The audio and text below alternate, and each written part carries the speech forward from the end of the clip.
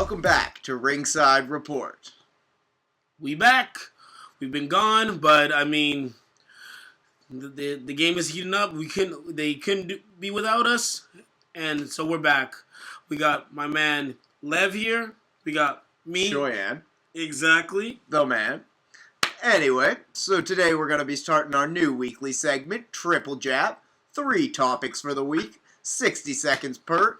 So far, we're going to start the topic with what's going on Saturday. Deontay Bomb Squad! Wilder taking on Gerald Washington. And who's that?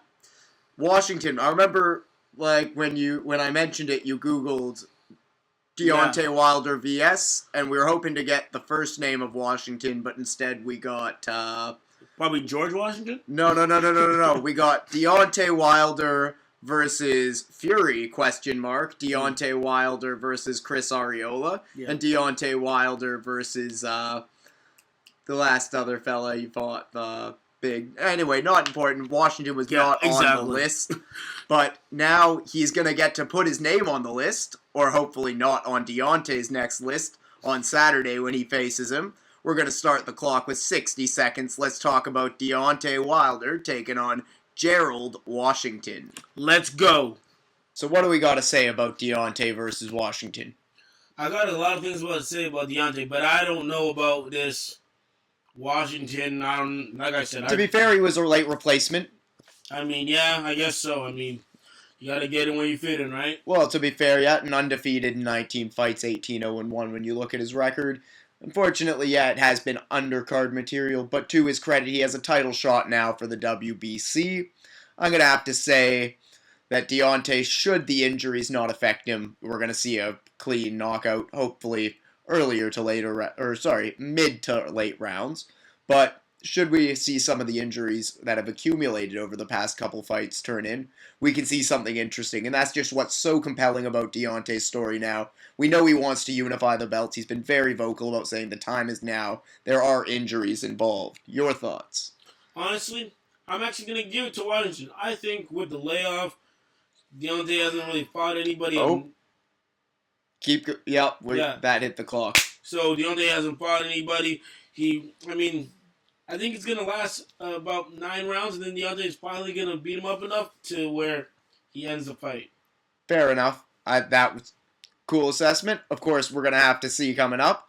Next, we've got, looking up from last week, Adrien Broner, split decision over Adrian Granados. We're starting the 60 seconds right now. Yeah, that was, thank God he won the fight, but, he didn't really show me nothing. I didn't see nothing I cared for. I'm going to have to say that you are right, that he definitely did look like he was taking a step back. Again, to be fair, layoff was involved in this fight. But, yes, I'm going to have to agree with you. He didn't look impressive, but to be fair, he fought a hell of a fighter, and Adrian Granados put up a hell of a fight.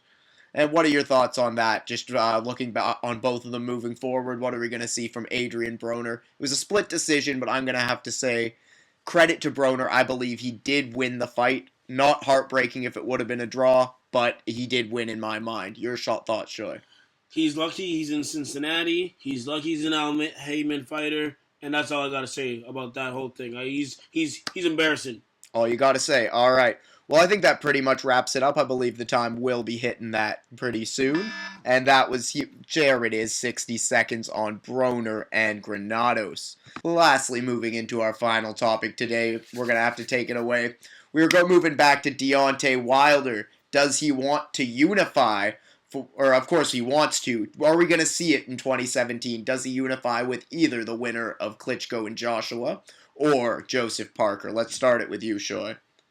He hopefully, if he's smart, he'll go for Parker. But there's a guy named David Hay that might, throw something in there. And I hope he doesn't get involved. But I kind of like David Hay. Sometimes he talks a lot of crap, but Well, he has a point. we got 40 seconds, and I do want to keep on topic with this.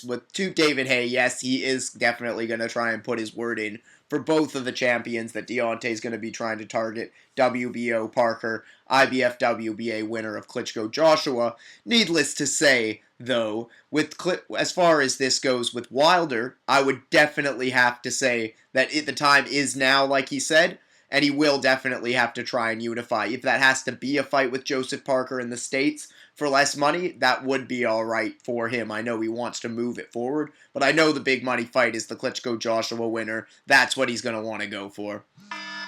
So that hits our time. Anything to quickly add on that? He doesn't beat Joshua. He knocks out Klitschko, and that's all I gotta say. And Parker? And Parker, if you want to put him in the conversation. I don't see him beating any of the champions. Alrighty, that's totally fair. First, he's going to have Huey Fury coming up. Needless to say, that wraps up the first triple jab segment of Ringside Report. 3 topics, 60 seconds per. You're going to be seeing this every week on the show. Thanks for following Ringside Report. And be sure to remember to like us on Facebook, and be sure to hit that subscribe button just down in the corner. Subscribe. Have a great day. We'll see you next week.